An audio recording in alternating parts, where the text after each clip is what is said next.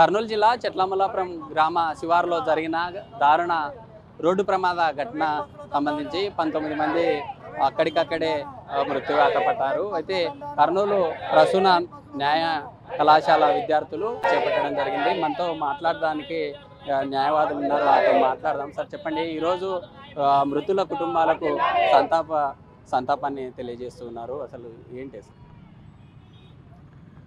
ఈరోజు కర్నూలు నగరంలో కర్నూలు నగరానికి కూతవేటు దూరంలో ఉన్న పెద్దటేకూరులో అర్ధరాత్రి సమయంలో ఒక దురదృష్టకరమైనటువంటి ఒక సంఘటన జరిగి కర్నూలులో ఉండేటటువంటి అందరినీ, అలాగే రాష్ట్రంలో ఉండేటటువంటి 2 తెలుగు రాష్ట్రాల్లో ఉండేటటువంటి అన్ని కుటుంబాలను, దేశంలోనే ఒక పెద్ద సంఘటనగా జరిగినటువంటి ఈ ఒక దురదృష్టకరమైనటువంటి యాక్సిడెంట్ గురించి ఆ బాధితుల తరపున ఈ న్యాయవాదులు మరియు న్యాయ విద్యార్థులు ఈరోజు సంతాపం తెలియజేయడం కోసము ఒకచోట ఏకమైనాము. సంఘటన జరిగిండేది ఒక ఎత్తు అయితే, ఈరోజు ఎందుకు ఇక్కడికి వచ్చినాము అనే విషయము ఒకసారి గమనిస్తే ఒక 4-5 పాయింట్లు చాలా ఇంపార్టెంట్, మనం అందరం ఆలోచించాలి ఈ సందర్భంలో. ఒకటి, డ్రైవర్ నిర్లక్ష్యము. రెండవది, యాక్సిడెంట్ అయిన తర్వాత రోడ్డుపైనే బైక్ ఉన్నప్పుడు చూసి నడుచుకుంటూ లేదా బండ్ల మీద పోయేటోళ్ళు లేదా వేరే వెహికల్స్ తప్పించుకొని పక్క నుంచి వెళ్ళిపోయినాయి కానీ ఎవరు కూడా సాయం చేయడం కానీ, పడిపోయిన బైక్ని పక్కకు తీయడం కానీ, అంటే తర్వాత వచ్చే ప్రమాదం ఏముంటుంది అని సామాజిక బాధ్యత ఎవరిలో కనిపించలేదు. రెండోది వచ్చేసి, అక్కడ కొంతవరకు న్యూస్లో మనం చూస్తున్నాం, వింటున్నాము, ఫోటోలు తీసుకోవడము, వీడియోలు తీసుకోవడం పైన దృష్టి సాధించినారు కానీ కాపాడడానికి ముందుకు వచ్చిన వాళ్ళ యువత చాలా తక్కువ మంది. మూడోది ఏమంటే, ఈ విషాదం జరిగిన తర్వాత 20 కుటుంబాలు వాళ్ళ ఆప్తుల్ని కోల్పోయినారు. ఒక్కొక్క కుటుంబానికి ఒక్కొక్క గాథ. దానికి సెంట్రల్ గవర్నమెంట్ కేవలం 2 లక్షలు ప్రకటించడము, స్టేట్ గవర్నమెంట్ 5 లక్షలు ప్రకటించడము, తర్వాత తూతూ మంత్రంగా ఈ మోటార్ వెహికల్ ఇన్స్పెక్టర్లు అయితేనేమి, ఈ రవాణా శాఖనైతేనేమి తూతూ మంత్రంగా ఈ జస్ట్ ఏదో కౌన్సిలింగ్ చేయడము, మంత్రం జరపడము, ఇంకా చేతులు దులుపుకోవడము, ఇది ఒక వారం హంగామా జరుగుతుంది. ఈ సంఘటన ఈరోజు కొత్తగా ఇక్కడ ఇండియాలో ఎక్కడ జరగలేదనేది కాదు, కర్నూలులో జరిగింది కాబట్టి మనం అందరం ముందుకు వచ్చినాం. ఇలాంటి సంఘటనలు ఇంతకుముందుకు గద్వాల్లో కూడా జరిగినాయి. తర్వాత కొత్తకోట దగ్గర పాలెంలో జరిగినప్పుడు 42 మంది చనిపోవడం జరిగింది, జబ్బా ట్రావెల్స్ సంబంధించినటువంటి బస్సు. ఆ తర్వాత దివాకర్ ట్రావెల్స్ సంబంధించిన బస్సు కూడా ఇలా జరగడం జరిగింది. ఇప్పుడు కావేరీ ట్రావెల్స్. ఇలా వీళ్ళు ఏం చేస్తున్నారంటే, ఎక్కడైతే తక్కువ రవాణా సంబంధించినటువంటి ట్యాక్సులు తక్కువ ఉంటాయో అక్కడ పోవడము, రిజిస్ట్రేషన్ చేసుకోవడము, డామన్ అండ్ డయ్యూ నుంచి రిజిస్ట్రేషన్ చేసుకొని ఇక్కడికి వచ్చి బస్సులు నడపడము, లైఫ్ ట్యాక్స్ ఎక్కడ తక్కువ ఉంటే అక్కడ చేసుకోవడము, తీసుకొని రావడంతో ఎటువంటి ప్రమాణాలు లేకుండా నడుపుతున్నాడు బస్సులు ఇక్కడ. ఇప్పుడు 2-3 రోజుల నుంచి చూస్తుండేది ఏమంటే, కొన్ని ప్రైవేట్ బస్సులు వాళ్ళు మనకి విమానాల్లో ఎట్లయితే సేఫ్టీ ఇన్స్ట్రక్షన్స్ చెప్తారో అదేవిధంగా సేఫ్టీ ఇన్స్ట్రక్షన్ చెప్పడం స్టార్ట్ చేశాడు. ఇది మంచి పద్ధతే, ఇది కొనసాగాలి. బస్సులో ఎక్కినప్పుడు ఏదైనా ప్రమాదం జరిగినప్పుడు ఏ విధంగా తప్పించుకోవాలి అనేటటువంటి విషయాన్ని కొంచెం విశదీకరించి చెప్తున్నారు. అది మంచిదే కొంతవరకు, కానీ దీని పట్ల గవర్నమెంట్కి ఎంతవరకు బాధ్యత ఉందన్నది ప్రశ్నిస్తున్నాం ఈరోజు. అంటే మరి కొంతమంది అడ్వకేట్స్ ఉన్నారు. సార్ చెప్పండి, ప్రధానంగా ప్రభుత్వాన్ని ఏం కోరుతా ఉన్నారు? ప్రభుత్వాన్ని ఈ విషయంలో కోరడం ఏంటంటే, బస్సు ఓనర్లు ఎవరైనా సరే, వాళ్ళు ఏ పార్టీకి చెందిన వాళ్ళైనా సరే, అంటే పక్షపాతం చూపించకుండా ఓనర్లు ఎవరైనా కూడా వాళ్ళ మీద యాక్షన్ అనేది తీసుకోవాలి స్ట్రాంగ్గా. ఏ గవర్నమెంట్ వచ్చినా కూడా పోయేది ప్రజల ప్రాణాలు కాబట్టి ఏ బస్సు ఉన్నా దాని వెనకాల ఎవరున్నా కూడా, అంటే ఓనర్స్ కొన్నిసార్లు కొన్ని విషయాలు ఏమవుతుందంటే, కొన్ని ప్రైవేట్ బస్సుకి ఇప్పుడు గవర్నమెంట్ వచ్చింది, వాళ్ళ గవర్నమెంట్కి సంబంధించిన ఓనర్లు ఉంటారు, అయినా కూడా ఏం పక్షపాతం చూపించకుండా అన్ని బస్సుకు సంబంధించినవి ఫిట్నెస్లు కానీ, ఇన్సూరెన్సులు కానీ ఏదైనా సరే జాగ్రత్త వహించింటే కొన్ని విషయాల్లో జరగకపోయిండేది. కాబట్టి నా ప్రభుత్వము, ఇప్పుడు మాలిక్ సార్ చెప్పినట్ల ప్రభుత్వమే కాదు, ప్రజలు కూడా దీనికి చాలా మంది బాధ్యులు ఉన్నారు. కాబట్టి ఆ బైక్ని ఎవరు తీయకపోవడం, చూడకపోవడం, పొద్దునే ఒక్కసారి లేచి ఆ వీడియో చూస్తే హృదయం కలిసివేసింది. అంటే కర్నూలు మన దగ్గర జరగడము, ఆ పొగలు, ఆ దట్టమైన దాంట్లో శవాలు ఇరుక్కపోవడము, ఆ వీడియో చూస్తే ఒక్కసారి పొద్దున్నే అసలు డైజెస్ట్ చేసుకోలేకపోయినాం. ఇంత దారుణం జరిగింది కదా. ఒక చిన్న నెగ్లిజెన్స్, బైక్ని ఎవరైనా పక్కకు తీసినా లేకపోతే డ్రైవర్ కొంచెం జాగ్రత్త పడినా, ఏదో ఒకటి రెండిట్లో ఏది జరిగినా కూడా చాలామంది ప్రాణాలు బయటపడేటివి. సో ఫర్దర్ ఇలాంటివి జరగకుండా అంటే అన్ని రకాలుగా, నాట్ ఓన్లీ పబ్లిక్ ఎక్కే వాళ్ళు కానీ, జాగ్రత్తలు కానీ, డిపార్ట్మెంట్ వాళ్ళు కానీ, గవర్నమెంట్ కూడా దాని వెనకాల ఎవరున్నా కూడా ఫస్ట్ బస్ సంబంధించిన అన్ని డాక్యుమెంట్స్ చెక్ చేసి ఆ బస్సును రోడ్డు మీదకి వదిలితే ఇటువంటి ప్రమాదాలు జరగవు. అదే పరిస్థితిలో ఎక్స్గ్రేస్ అమౌంట్ అనేది ఎంత ఇచ్చినా పూడ్చలేము, కానీ గవర్నమెంట్ అనుకుంటే కొంచెం పెంచవచ్చు, వాళ్ళు దాని గురించి మళ్ళీ ఒకసారి ఆలోచించి బాధితులకి కొంచెం ఎక్స్గ్రేషియా పెంచవచ్చు గవర్నమెంట్. సార్ చెప్పండి, ప్రధానంగా ఆ రోజు జరిగిన ఘోర రోడ్డు ప్రమాదం ఏదైతే ఉందో దేశ ప్రజల్ని కలిచివేసింది. మనం చూస్తూ ఉన్నాం ప్రభుత్వం ఇచ్చే ఎక్స్గ్రేషియో అసలు ఏ విధంగా చూడాలి? నిజంగా ఒక మనిషి ప్రాణం ఖరీదు 5 లక్షలే అంటారా? ఖచ్చితంగా అయితే కాదు. 5 లక్షల ఎక్స్గ్రేషియా ఇవ్వడం అన్నది మృతుల కుటుంబాలని అవమానించినట్టు నా దృష్టిలో. ఒక న్యాయవాదిగా కాదు, ఒక సాధారణ పౌరుడిగా నేను మాట్లాడుతున్నా. 5 లక్షల ఎక్స్గ్రేషియా ఏ మూలకు సరిపోతాయి, ఎవరికి సరిపోతాయి చెప్పండి. ఈరోజు పెద్ద పెద్ద రాజకీయ నాయకుల కుటుంబాల్లో చచ్చిపోతే, పెద్ద పెద్ద హై ప్రొఫైల్ కేసులు ఉన్న వ్యక్తులు చచ్చిపోతే ప్రభుత్వాలు ఈ విధంగా స్పందిస్తాయని నేను ప్రశ్నిస్తున్నాను. 5 లక్షలు ఏ మూలకు సరిపోతాయి? ఈ కేసులో ప్రధానంగా మనం 2-3 కోణాలు చూడాలి. ఒకటి, డ్రైవర్ నిర్లక్ష్యం. 2, సామాజిక స్పృహ ప్రజల్లో ఉందా లేదా. 3, ప్రభుత్వాల యొక్క నిర్లక్ష్యం. డ్రైవర్ నిర్లక్ష్యం ఉంది అంటే ఇది యూనివర్సల్లీ ఎగ్జిస్టెడ్. ఇది ఒక డ్రైవర్ నిర్లక్ష్యం అంటే మన ప్రతి డ్రైవరు పర్ఫెక్ట్గా నడపాలని ఏం లేదు.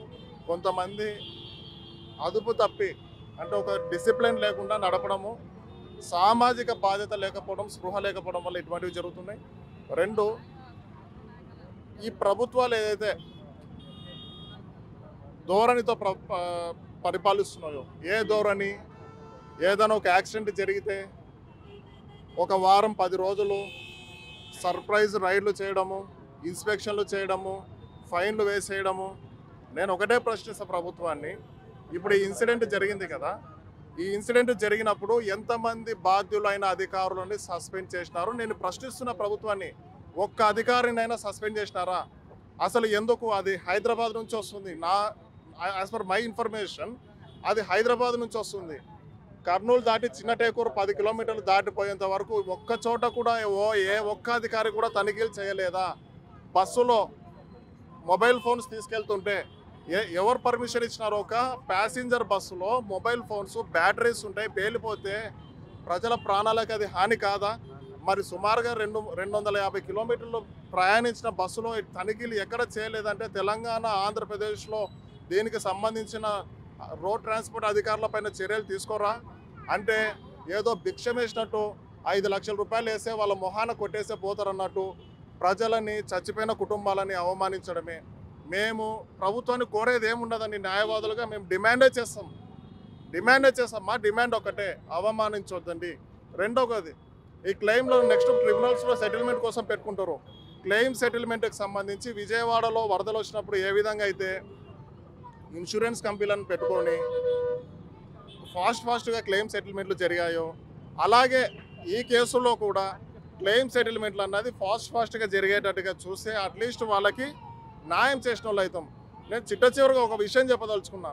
మేము ప్రభుత్వాలను కోరేది ఏం లేదు. మీరు భిక్ష వేసే మేము బ్రతకడం లేదు. మేము ట్యాక్సులు కడుతున్నాం, మేము రోడ్ ట్యాక్సులు కడుతున్నాం, మేము లీగల్గా టికెట్లు తీసుకుంటున్నాం. అన్ని రకాలుగా ట్యాక్సులు మేము కట్టేటప్పుడు మీరు రక్షణ ఎందుకు కల్పించలేరండి? భిక్షం వేస్తున్నారా? తన్ని గుంజుకొని మా రక్షణ మేము పొందే రోజులు ఖచ్చితంగా వస్తాయి. ఏదో ఒక రోజు నిర్లక్ష్యం వహించే మీ కుటుంబాల్లోనే ఇలాంటి జరగకూడదని నేను కోరుకుంటున్నా. జరిగిన రోజు మీకు ఈ పెయిన్ ఏదో తెలుస్తుంది. కాబట్టి నేను డిమాండ్ చేసేది ఒకటే, ఎక్స్గ్రేషియా పెంచండి. బాధితులైన అధికారులని మీరు చిత్తశుద్ధితో సస్పెండ్ చేయండి, రిమూవ్ చేయండి అవసరమైతే సర్వీస్ నుంచి. ఇటువంటివి రిపీట్ కాకుండా చూసుకోండి. దయచేసి అవమానించొద్దండి, మృతుల కుటుంబాలను అవమానించవద్దండి. ఎందుకంటే జరిగిన ఘటన తర్వాత నేషనల్ హైవేలో చాలామంది ఆ దిశగా ప్రయాణించారు. ఎక్కడ కూడా మానవత్వం అనేది కనిపించలేదు, మానవత్వం అనేది చనిపోయింది. అసలు మనుషులు కూడా కంప్లీట్గా ఎవరు పట్టించుకోకపోవడంతోనే ఈ ఘటన చోటు చేసుకుంది. ఆ వెహికల్ ఏదైతే బస్సు ఢీకొట్టిందో 16 కేసులు ఆ బస్సు మీద ఇప్పటికే నమోదై ఉన్నాయి. చాలా అంటే ఇంకా ఆ బస్సు ఓన్లీ సిట్టింగ్ కెపాసిటీ ఉంది, కానీ స్లీపర్గా నడుపుతూ ఉన్నాడు. అంటే అధికారులకు తెలియదంటారు అసలు ఈ సిచ్యువేషన్? అధికారులకు తెలియకపోవడం ఏంటంటే హాస్యాస్పదం. ఇది అధికారులకు తెలియకపోవడం అన్నది ఉండదు. ఇంత పెద్ద వ్యవస్థలో ఇంత అధికారులు ఉన్నారు కదా, తెలియకుండా ఏ విధంగా అంత పెద్ద ఒక బస్సు సుమారుగా 40-50 మందిని వేసుకొని వెళ్తుందండి? అధికారులకు తెలియకుండా జరుగుతుందా?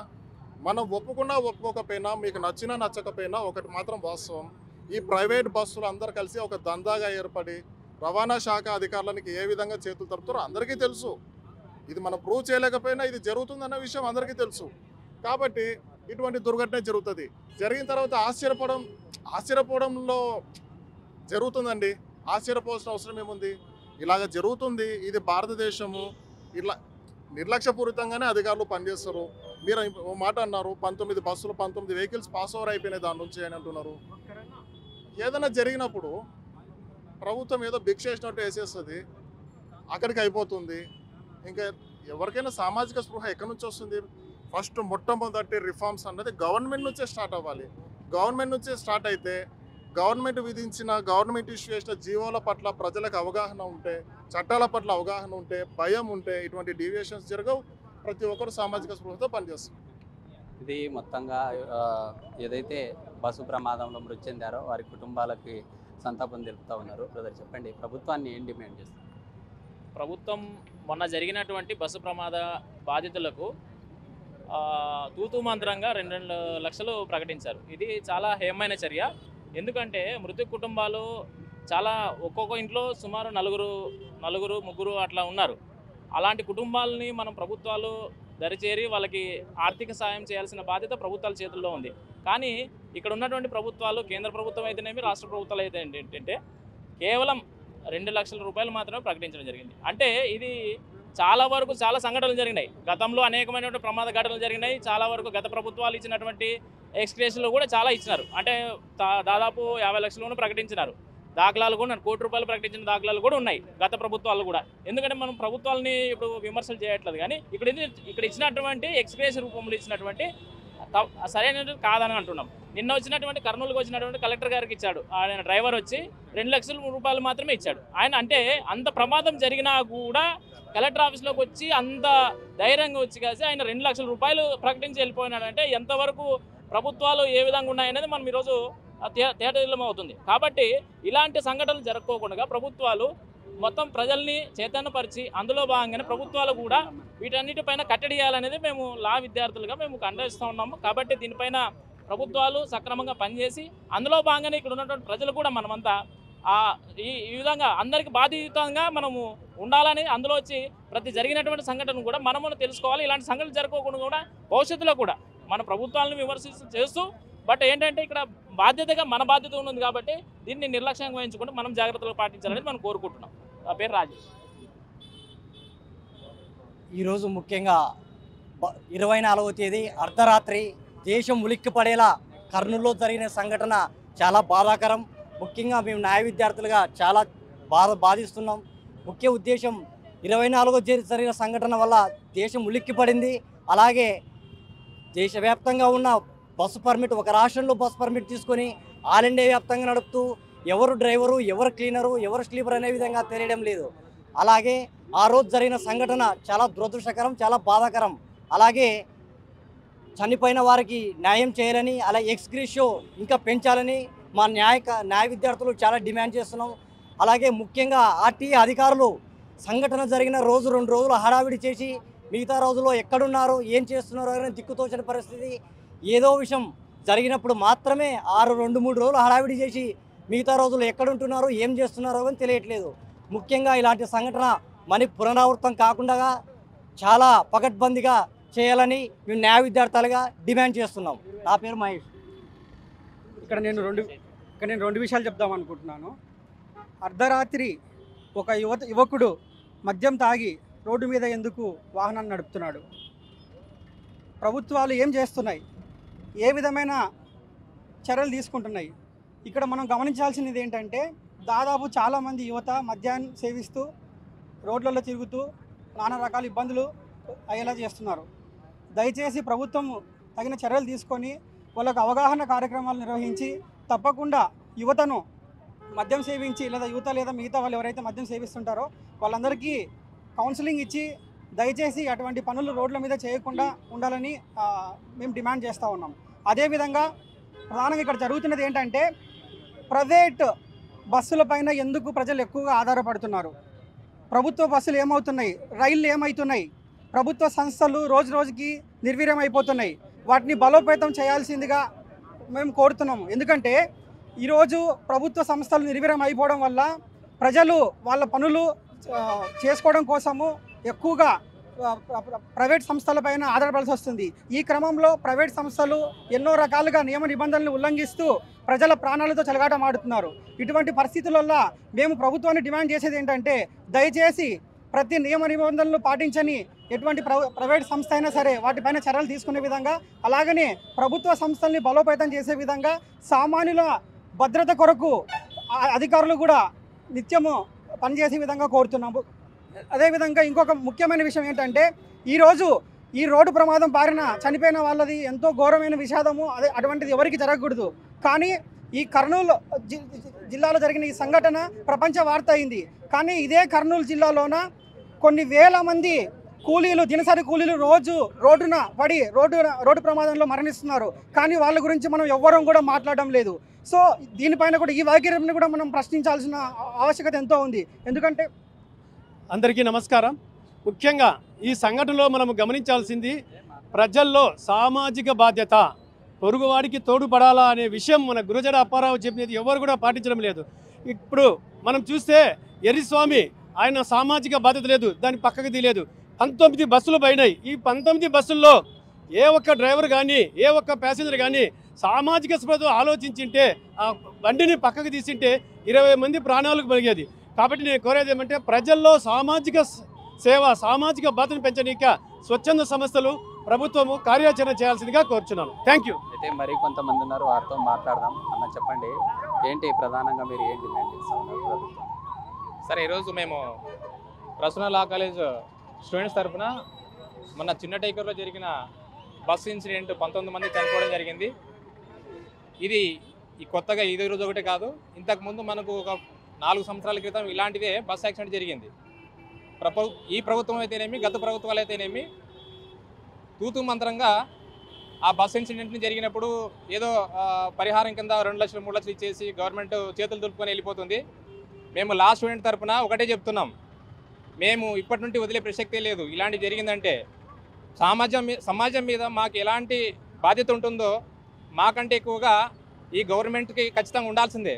ఒకవేళ మీరు మమ్మల్ని బానిసలుగా చేస్తూ, ప్రజలను బానిసలుగా చేస్తూ, మత్తుకు బానిసలు చేసి ఇలాంటి ఇన్సిడెంట్లు జరిపించి భవిష్యత్తు లేకుండా ఈ సొసైటీని నాశనం చేస్తారంటే మేము వదిలే ప్రసక్తి లేదు.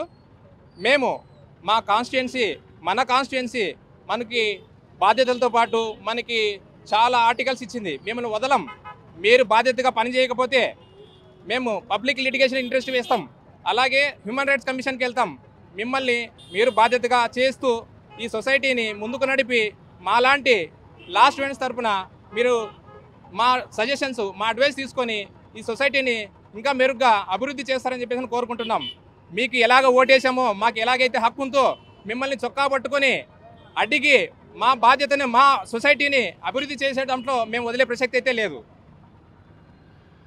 ముఖ్యంగా మొన్న జరిగిన సంఘటనలో చాలా దురదృష్టకరమైనది. నేను రెండు విషయాలు చెప్పగలుగుతాను. రహదారుల్లో భద్రత పెంచాలి, రహదారుల్లో ఈ బ్రాందీ షాపులు, విస్కీ షాపులు అనేటివి బంద్ చేయాలి. ఇంకోటి ఏంటంటే, తోటి మనిషికి సహాయం చేయాలనేది నేర్చుకోవాలి. వాడే కదా పోయినాడని అనుకుంటే రేపు మన కుటుంబాల దాకా వస్తుంది, అది మీరు నేర్చుకోవాలి. ప్రభుత్వాన్ని కోరుకోవడం ఏంటంటే, కఠినమైన చర్యలు తీసుకొని రహదారుల మీద ఎక్స్పెషల్లీ సారాయి దుకాణాలు అనేది బంద్ చేయాలి. రెండోది ఏంటంటే, 11, 12 తర్వాత కెమెరాస్లో చిక్కిన ప్రతి ఒక్కరిని కఠినంగా శిక్షించాలి. దీనికి సంబంధించి ప్రతి ఒక్కరూ చర్య తీసుకుంటేనే సమాజం బాగుపడుతుంది. సమాజం అంటే ఏదో మట్టో నేల కాదు, మనమందరం కలిపి సమాజం. వాడి కుటుంబమే పోతుంది అనుకోకూడదు, మన కుటుంబం కూడా ఉండదు ఈ సమాజంలో. ఒక ఊరు, జిల్లా, డిస్ట్రిక్ట్, స్టేటు, తర్వాత దేశం అని వస్తుంది. ఈ దేశంలో వాడు ఒక్కడే కాదు, మనం కూడా ఉన్నాము. కాబట్టి ప్రతి ఒక్కడు మన కుటుంబ సభ్యుడు. కాబట్టి మనం అందరినీ కాపాడుకోగలిగితేనే మన దేశం అనేది ముందుకు సాగుతుంది. కాబట్టి దయచేసి ప్రభుత్వాన్ని, ప్రజల్ని కోరుకోవడం ఏంటంటే, మీరు సమయస్ఫూర్తితో వ్యవహరించి ప్రతి ఒక్కటి నడుచుకోవాలని కోరుకుంటున్నాను. అయితే మొత్తంగా కర్నూలు ప్రసూన న్యాయ విద్యార్థులు ఏదైతే మనం ఫ్లెక్సీ చూస్తున్నామో, ఆ రోజు దహనమైన తర్వాత బస్సు ఈ విధంగా మంటలు వ్యాపించాయి. మనం చూస్తున్నాం ఆ కార్నర్లో.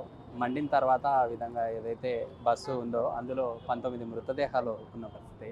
అయితే మరికొంతమంది ఉన్నారు, వారితో మాట్లాడదాం. ఆల్రెడీ ఇందాక మాట్లాడడం జరిగింది. అంటే ఒక విషయం చెప్పడం మర్చిపోయాను. ప్రభుత్వం పనితీరు ఎట్లుంటుందంటే, మొన్న ప్రధాని వచ్చినాడు. వస్తే ఒక 20 రోజుల నుంచి నానా హంగామా చేసినారు. నానా హంగామా చేసి మీరు ఒకసారి అబ్జర్వ్ చేస్తే డిఎస్పీలు ఎస్పీలు వచ్చి డ్యూటీ చేసినారు అక్కడ. అంటే నాయకులకున్న విలువ మన దేశంలో నార్మల్ పబ్లిక్కి లేదు. నాయకులను ఎన్నుకునే వాళ్ళకి కానీ నాయకులకు కానీ అంటే కొన్ని చూసి మనం కూడా అంటే 2 ఎగ్జాంపుల్స్ చెప్తున్నా. మన పిఎం మీటింగ్ కర్నూలులో జరిగింది, కొంచెం ఇంచుమించు పక్కనే యాక్సిడెంట్ కూడా జరిగింది. కొన్ని కోట్లు ఖర్చు పెట్టినారు. అట్లా నాయకులు వస్తే ఖర్చు పెడతారు మన నాయకులు, అది ఏ పార్టీ అయినా సరే. కాబట్టి మనం కూడా సామాజిక స్పృహలో ఉండి కొంచెం మేల్కొని అంత ఖర్చు పెట్టినారు. జరిగితే ఇందాక అందరూ చెప్పినారు అంత చీప్గా 2 లక్షలు ఇచ్చేది సెంట్రల్ గవర్నమెంట్, స్టేట్ గవర్నమెంట్ 5 లక్షలు ఇచ్చేది. చాలా బాధాకరమైన విషయం. అందుకే ఒకసారి నరేంద్ర మోడీ మీటింగ్ గుర్తు చేసుకోండి, ఎన్ని కోట్లు ఖర్చు పెట్టినారు ఒకసారి. అంటే మనమే సిగ్గుపడి తలంచుకోవాలి. ఇటువంటి విషయాలు ఒకసారి మనం తెలుసుకుంటే సామాజిక గృహలో మనం కూడా మేల్కోవాలి. అయితే న్యాయవాదులంతా ఒకటే డిమాండ్ చేస్తున్నారు, ఎక్స్గ్రేషియో పెంచాలని చెప్తూ ఉన్నారు. కొంతమంది మహిళా న్యాయవాద విద్యార్థులు ఉన్నారు. మరి చెప్పండి, ఎలా ఉంది? సార్, మొదట ప్రసూన లా కాలేజ్ తరపు నుంచి ఘన నివాళి అర్పించడానికి వచ్చాం సార్. ఈ బస్సు యాక్సిడెంట్ ఇలాంటివి మరొకసారి జరగకుండా ప్రభుత్వం చర్యలు తీసుకోవాలని కోరుకుంటున్నాను. అందులో భాగంగా మొట్టమొదటిసారి మద్యం 10 వరకు తెరిచి అవకాశం ఇచ్చారు. కానీ 5 లోపలే అది షాప్స్ బంద్ చేసే అవకాశం ఇస్తే ఇలాంటివి ఇప్పుడు మెయిన్ రోడ్లలో మద్యం షాపులు మెయిన్ రోడ్లలో పెట్టకుండా ఉంటే కూడా మంచిది సార్. ఇంకొక విషయం ఏమంటే సార్, మద్యం అనేది ఏ వయసు వాళ్ళు తాగుతున్నారంటే అది చెప్పలేం సార్. చిన్నపిల్లల దగ్గర నుంచి పెద్దవాళ్ళ వరకు తాగుతూనే ఉన్నారు. కానీ వయసు కూడా దానికి కొంచెం మనము రెస్ట్రిక్షన్ ఇచ్చామనుకోండి ఇంకా మంచిగా ఉంటుంది సార్. సో ఇలాంటి బాధాకరమైన సంఘటనలు మరోసారి జరగకూడదు. నమస్తే అందరికీ. మేము ప్రసూన కాలేజ్ లా స్టూడెంట్స్. మా పరంగా మేము ఏం కోరుకుంటున్నామంటే, మన రీసెంట్గా జరిగిన యాక్సిడెంట్ అందరికీ తెలిసిన విషయమే. ఎంతోమంది 19 మంది చనిపోయినారు అంటే it is not at all a small matter, right? ఎందుకంటే ఎన్నో గవర్నమెంట్ ఆర్టీఓ డిపార్ట్మెంట్ ఏం చేస్తున్నారు, ఆర్టీఓ డిపార్ట్మెంట్ ఏం చేస్తున్నారు, పోలీస్ డిపార్ట్మెంట్ ఏం చేస్తున్నారు, కలెక్టర్ వాళ్ళు ఏం చేస్తున్నారు. మద్యం తాగి ఒక డ్రైవర్ వెళ్తున్నాడు అంటే బండ్లో, మనం చిన్న పిల్లలు 2 పోతున్నారు, వాళ్ళ యాక్సిడెంట్ ఆల్రెడీ అయ్యింది. మళ్ళీ తర్వాత బస్సుకి లైట్స్ లేకుండా డ్రైవర్ ఎలా నడుపుతున్నారండి? Driver is the main part. ఇక్కడ అతను చేసిన వల్ల ఎంతోమంది ఫ్యామిలీస్ ఇక్కడ సఫర్ అవుతున్నారు. కాబట్టి మనం ఖచ్చితంగా దీని నుంచి మనము అడుగుతున్నాం ఏమంటే, గవర్నమెంట్ తొందరగా వాళ్ళ ఫ్యామిలీకి ఎక్స్గ్రేషియో ఇవ్వమని అడుగుతున్నాము. ఇంకా అక్కడ కంట్రోల్ రూమ్స్ ఏర్పాటు చేయండి. లైట్స్ లేకుండా డ్రైవర్ తప్పు చేశాడు కాబట్టి. ఇంకోటి, ప్రైవేట్ ట్రావెల్స్ నైట్ టైమే వెళ్తుందంటే ఎంతో జాగ్రత్తగా నడపాలి. వాళ్ళు ఒక్కటే ఫ్యామిలీ కాదు కదా, ఎంతోమంది ఫ్యామిలీస్ ఉంటారు, వాళ్ళని మళ్ళీ తిరిగి తీసుకురాలేము. కాబట్టి తొందరగా గవర్నమెంట్ చర్యలు తీసుకోవాలని చెప్పి మా పరంగా మేము గవర్నమెంట్ కోరుతున్నాము. మేము వాళ్ళకి శ్రద్ధాంజలిగా ఇస్తున్నాము. Thank you. ఇది మొత్తంగా మనం చూస్తూ ఉన్నాం, కర్నూలు నగరంలో న్యాయ విద్యార్థులంతా కూడా తమ కుటుంబాలకి ప్రాగాఢ సంతాపం తెలుపుతూ ఉన్నారు. ఇటీవల మనం తెలిసిందే, దేశవ్యాప్తంగా ప్రజలను కలిచివేసిన ఘటన ఏదైతే ఉందో, తమ కుటుంబాలకు